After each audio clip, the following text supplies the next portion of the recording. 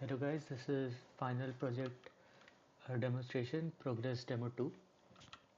So here we'll go around what is meant by Wi-Fi fingerprinting. So Wi-Fi fingerprinting is basically a technique used for indoor positioning that relies on the unique characteristic of Wi-Fi signal. So it has some limitation when we are doing an indoor positioning. So the first one is like limitation of GPS. GPS signal are extremely weak in indoor. It is obstructed by walls and stuff. The application is like enhances the navigation like in shopping mall, airport, museum, etc. And it also facilitates asset tracking and local based service in smart buildings. So the key component of Wi-Fi fingerprinting in our project is like the signal strength, access point, fingerprint database, localization, estimation, etc. So the process of Wi-Fi fingerprinting is like the first one is offline, which will be our training phase, in which we'll collect signal point from various point and signal data from various point in within an area, and we'll create a database, and then we'll do a localization, which will be an online process, in which we measure the signal strength data from device at an unknown location, compare the new data to the database, and estimate the device position. So the data collection process in our project is like we simulated an environment using an NS3 environment, and then we made a Python code for that. Data simulation code is explained in the later part of the video. So NS3 is basically an open source discrete event network simulator, which is mainly used for research, development and education networking and communication protocol. So it has a number of supported protocol like Wi-Fi and cellular routing, TCP/IP and custom protocols as well. So in our project, this is the RSSI heat map, as you can see. And after this is done, we are planning to make a machine learning model. So at this point of time, uh, I have just made a couple of machine learning model to compare the result. I'll show you that.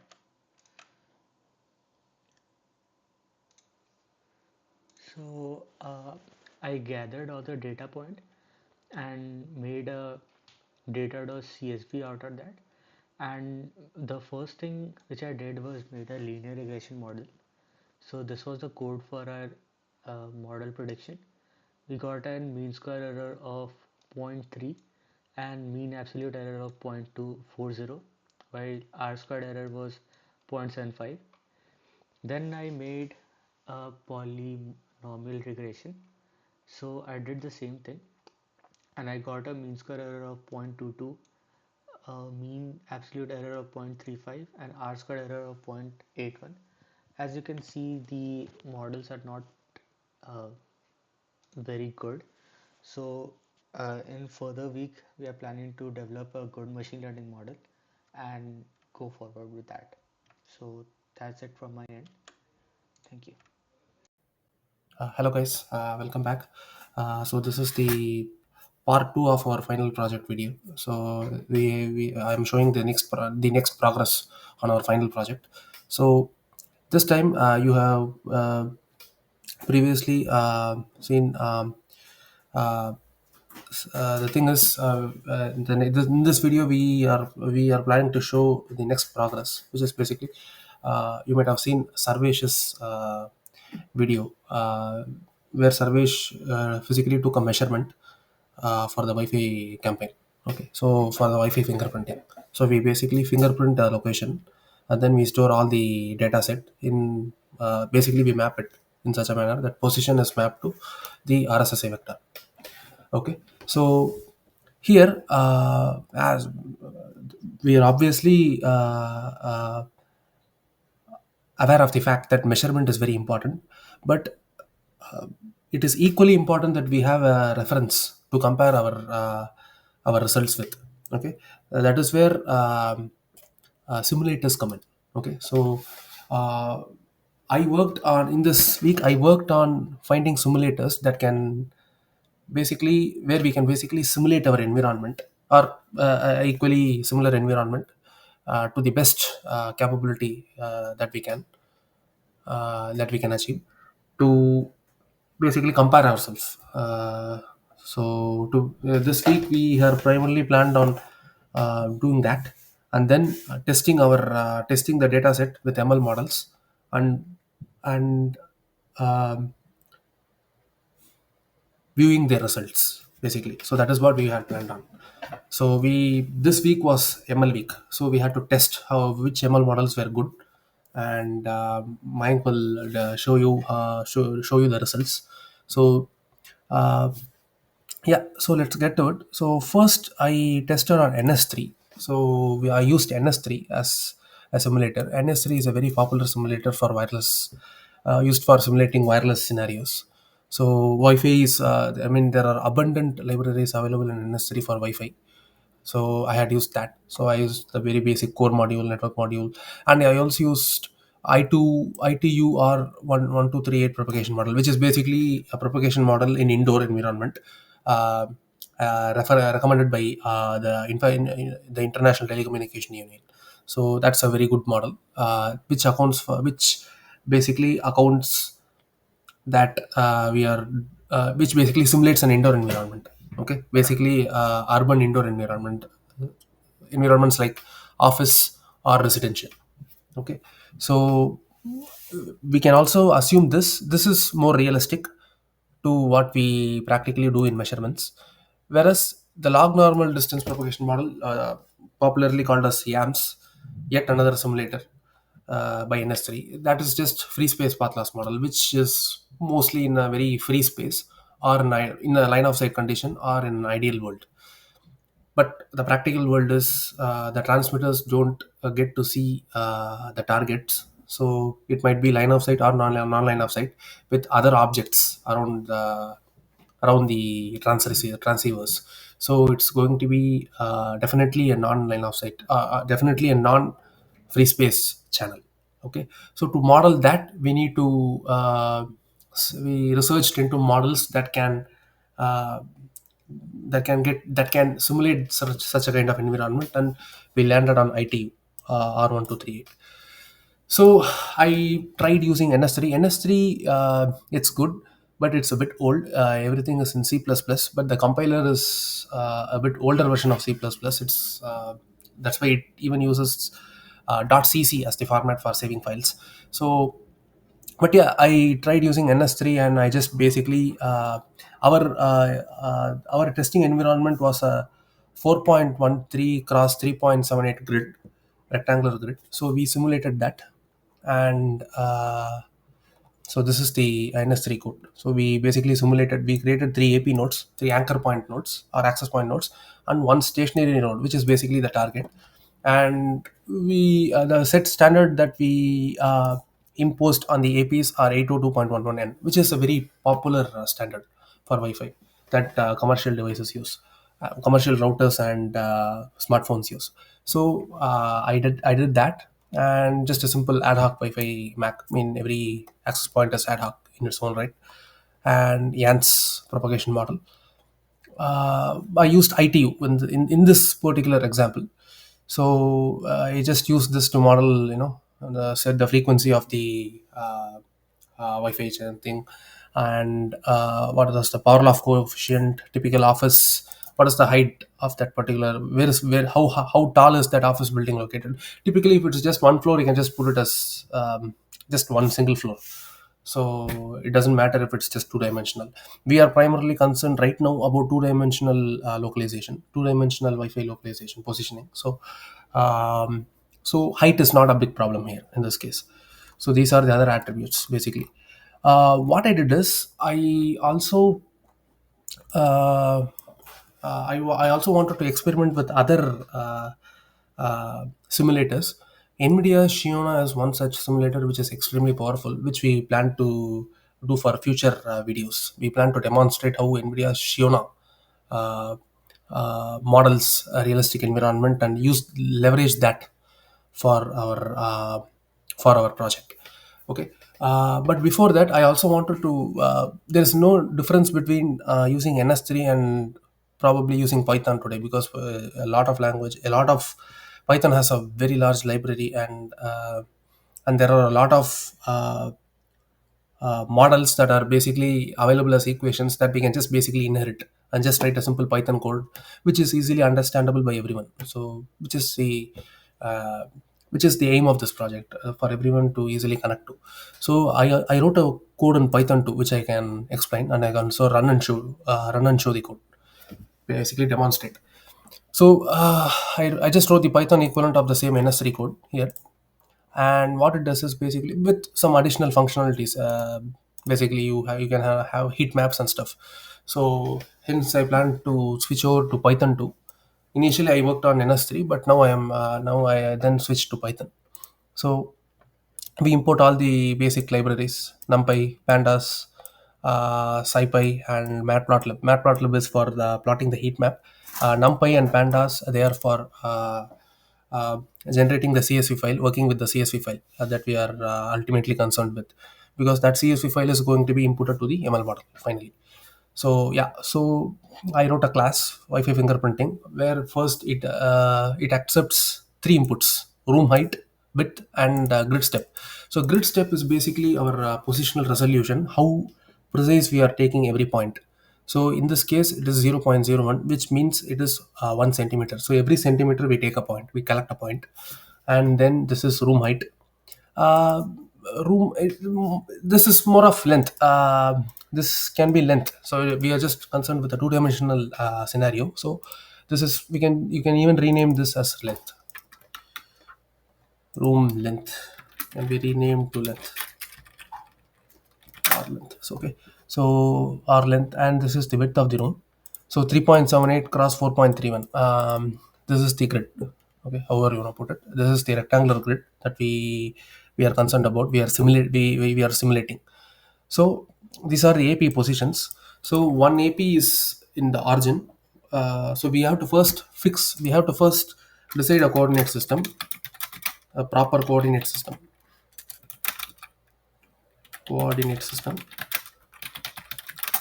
and then assign positions, assign positions for the APs,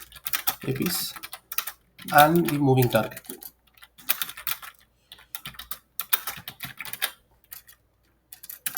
Right. Okay, so these are the AP positions. One is at 0.0, one is at 3.78, 3.78 comma 0, and the other one is at basically 3.78 by 2. 1 point something, I don't, it's exactly in the middle of the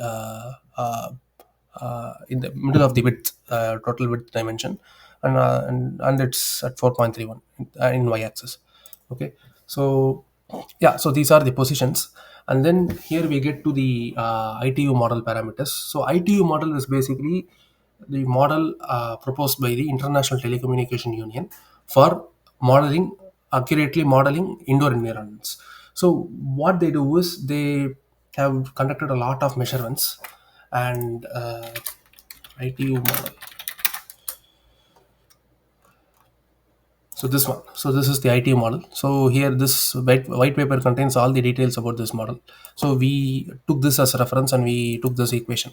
So they basically conducted a lot of measurements and they proposed a standard model which could be used for simulating indoor environments. Of course, you have to tweak some parameters, and these are the parameters. This is the center frequency of the Wi-Fi channel that we are operating on. Center frequency, we are operating on Wi-Fi 2.4G, so it is 2.45 gigahertz, the center frequency, and transmitters of the powers, the transmit power of the access points, which is 20 dBm, which is commercial, 100 milliwatt, right? Then power loss coefficient. This power loss coefficient, this can be adjusted. For residential environment, this can be 22. For office environments, this is 28. So this is adjusted if the environment changes, right? So we can tweak this parameter. This is a very important parameter, and then this is floor penetration loss parameter. So this basically accounts for the number of floors that are present within a residential, within a building, within a building. So If there are more floors, then obviously there might be diffusion happening, so it accounts for all those parameters to diffusion. There is like normal, there is transmission, reflection. um, I think it's when one very common phenomena happens. Okay, I think I it's not coming to my mind right now. So the wave penetrates through the walls. So that is a very important factor too, right? Wi-Fi signals can penetrate through walls very well. Obviously, if for it to work, it has to penetrate through walls. So this accounts for that factor. In our case, we are just a simple single floor, right? So we don't care about it. And number of floors between transmitters and receivers, it's just a single floor, so we set it to one, right? And these are the additional parameters, standard deviation. It's just AWG and noise at the receiver side, okay, at the target device side. Okay, so we consider it to be 2 dB. Okay, that's a very standard value, right? And then this is the ITU path loss model. So the ITU path loss model is 20 log 10 of F plus N. N is the distance power loss coefficient times log 10 of D, where D is the distance in meters from the access point, and LF is the floor penetration loss factor, and NF is the number of floors between transmitter and receiver. If it's the same floor, you can just put it as one. Yeah. And then 28. 28 is a standard constant value that is subtracted. Everything is in logarithmic scale here. So that is one very important thing. dBm. Yeah. So yeah, and then we do the standard stuff, and finally this is we implement the path loss equation here, and then finally we calculate the RSSA values as we are moving through the grid. Okay, and we are also implementing shadow feeding to our model, log normal feeding, obviously, because there might be some certain absorbers, there might be large scale feeding associated some at some places. There might be an object or a sofa or something that absorbs all the signals, and that will be a place where there is feeding. Okay, we call that point, those points, a feed. So we need to model all those points too. So hence we incorporated shadow fading into our model too, into the calculation of our RSSI. So that's it. So this is the core concept that we incorporated, and then we generated fingerprints, the x positions and y positions. So for every xy, we obtain the RSSI, and then we append all those values to our data frame, and that's it. Fingerprint is a data frame in this case. So we append all those values to the data frame, and finally we plot a heat map of basically the a heat map, basically a path loss map around every access point, to just have a visual interpretation of how the signals you know uh, the signals get transmitted, the waves are spread around. It's just a visual sight that's intuitive. Okay, so yeah, and finally we get the fingerprinted Wi-Fi fingerprints.csv data, which is stored here. Okay, I have to run and show this. So yeah, so what I will run and show this. So okay, for our purposes, because grid step of zero point zero 0.01 is going to take too long, for our purposes, I will just keep it to say something like zero point 0.5, zero point 0.5 meters. So for every zero point 0.5 meter, we take a measurement, something like that. And yeah, so we run the same thing again now. We run the code, and let's see how our model simulated the data. Yeah, one sec.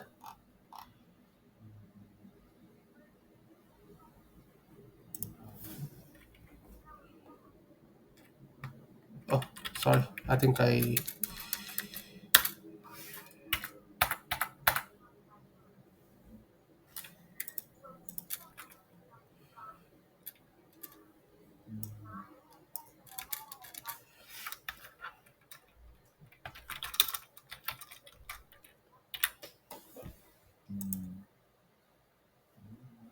Mm, I think this has a compilation error.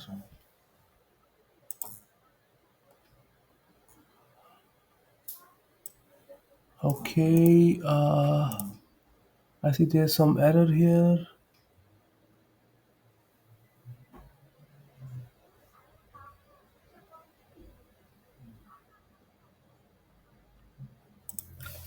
Okay, I think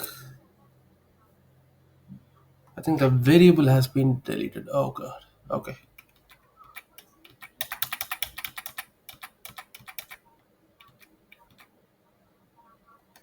Yeah, sorry about that. I think the variable got deleted.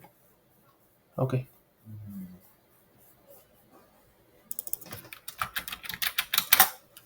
All right.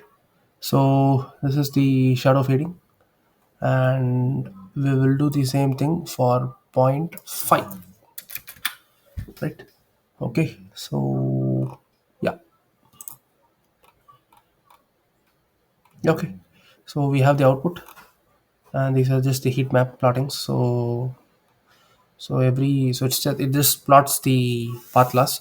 So one thing I incorporated is the more bluer it is, the more power there is, and mark every access point with a triangle marker, a red triangular marker for every access point. So yeah, something like that. Now see, this is a heat map, ITU indoor model. So these are just the legends. So RSSI in dBm. So the more bluer it is, more power, and this is the y position, this is the x position. So this is just received power. That's it, right? The y axis is just received power. That's it. No, actually, y-axis is position, x-axis is position. The color axis is the RSSI. Okay, so it's in dBm logarithmic scale, decibel milliwatt. So 1 dBm is 1 milliwatt. So you can just map it to that. So this is for AP2 and this is for AP3, which is natural because only surrounding an access point will there be more power.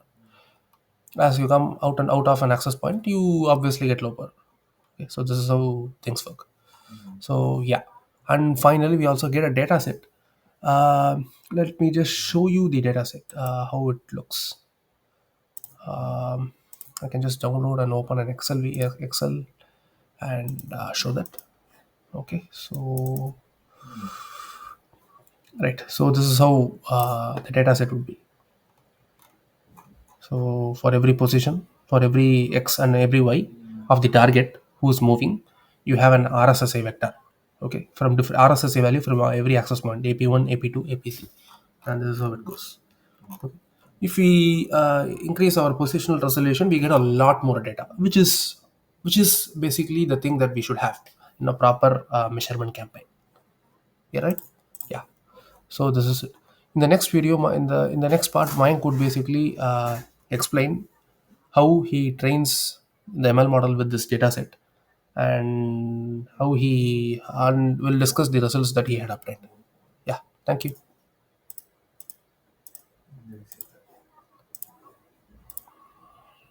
Hello guys. So we are this is our measurement campaign for our Wi-Fi fingerprinting. So we have 3 access points. This mobile phone is acting as an access point. So this is one access point. This is we take this as 0, 0.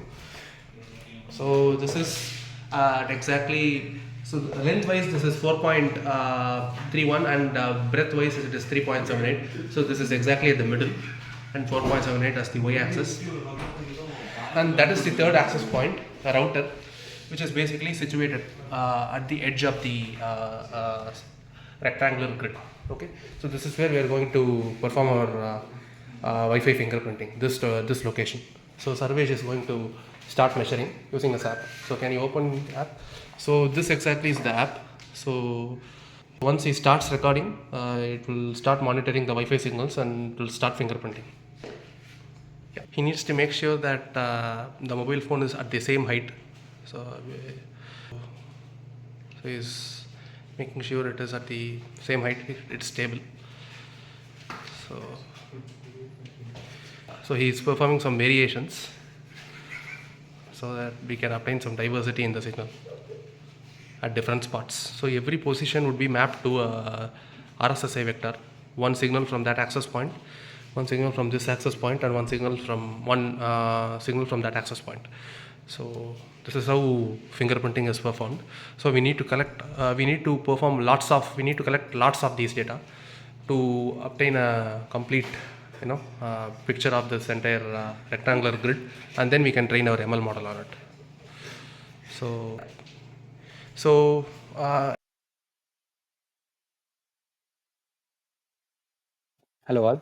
So now we'll be looking into the sample data collected after the data collection process as shown in the previous step.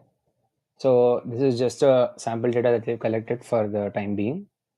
So here we can see that there is the timestamp field and then the SSID of the particular host and then the received signal strength and the relative position with respect to the particular field that we are taking data from. So we have all of our Wi-Fi access points. So we have three different access points at a given time. So we use these three access points to localize the particular target. So what we do here is we import pandas and numpy to read our particular data file as a CSV, and then we process it by combining all of the duplicate entries within the particular file that we have, and then we try to print out the sample outputs here. After that, we drop the unnecessary data fields that we have, and then we replace the null entries, and then we save the file as a preprocessed file. So now we'll download the preprocessed file here.